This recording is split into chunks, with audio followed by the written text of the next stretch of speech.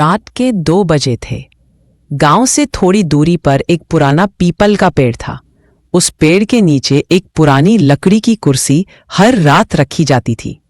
लेकिन ये कुर्सी किसी इंसान के लिए नहीं होती, ये एक रूह के लिए होती थी। गांव में कई लोगों ने उस कुर्सी को देखा था, पर कोई उसके पास नहीं गया। कहते हैं जो गया वो लौटा नहीं। आरव एक लेखक था, हॉरर कहानियां लिखता था। वो सच्ची घटनाओं पर रिसर्च करता था और उन्हें कहानी का रूप देता था। उसे जब इस कुर्सी के बारे में पता चला तो वो गांव आया। लोगों से पूछा तो सबने डरते हुए मना कर दिया। उस जगह का नाम भी मत लेना साहब, वहां जो रुकता है वो फिर सिर्फ कहानी बनता है। आरव मुस्कुराया, उसे यही तो चाहिए था, एक सच्ची डरावनी कहानी। रात हुई। आरव अपने कैमरे और डायरी के साथ उस पीपल के पेड़ के पास पहुंचा। सच में वहां एक कुर्सी रखी थी, धूल भरी मगर सीधी, जैसे किसी का रोजाना वहां आना जाना हो। आरव ने वहां बैठकर लिखना शुरू किया। एक पेड़ है जिसके नीचे एक कुर्सी हर रात रखी जाती है, लेकिन ये कुर्सी किसी इंसान के लिए नहीं है। पेड़ की शाखाएं हिलने लगी और ठंडी सी सरसराहट उसकी गर्दन को छूने लगी। अचानक उसकी डायरी की पन्नियां अपने आप पलटने लगी और फिर एक पन्ने पर कुछ लिखा हुआ था जो उसने लिखा ही नहीं था। तुम मेरी कहानी लिख रहे हो, पर क्या तुम उसे पूरा कर पाओगे? आरव चौंका, पर वो डरा नहीं। उसने वही लाइन अपनी कहानी में जोड़ दी। तभी उसे अपने पीछे किसी के चलने की आहट सुनाई दी, पर मुड़ने पर कोई नहीं था।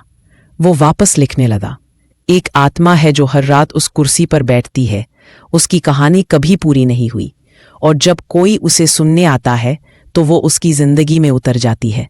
तभी उसे फिर आवाज आई, तुम मेरी कहानी सुनोगे। इस बार वो आवाज बिल्कुल पास से आई थी। वो घबरा गया, लेकिन फिर भी लिखता रहा, और हर बार जैसे जैसे वो आगे लिखता, उसकी खुद की जिंदगी उस कहानी से मिलती जाती।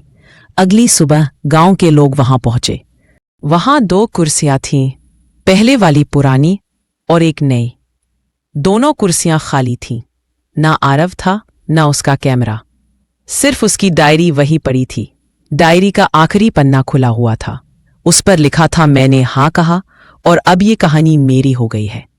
तभी हवा चली और एक धीमी सी आवाज फिर गूंजी, तुम मेरी कहानी सुनोगे? अब हर रात वहां 2 कुर्सियां रखी जाती हैं, एक उस आत्मा के लिए और दूसरी अगली आत्मा के लिए। कहानी यहां खत्म नहीं होती, बस शुरू हुई है उन कहानियों की जो अब तक किसी ने पूरी नहीं सुनी। अगर तुमने इस कहानी को यहां तक सुना है तो समझ लो तुम अगली कहानी के लिए तैयार हो। चैनल को सब्सक्राइब करो, क्योंकि अगला मोड और भी रहस्यमयी है। और याद रखो, हर कहानी एक सुराग छोड़ जाती है। क्या तुम उन्हें जोड़ पाओगे?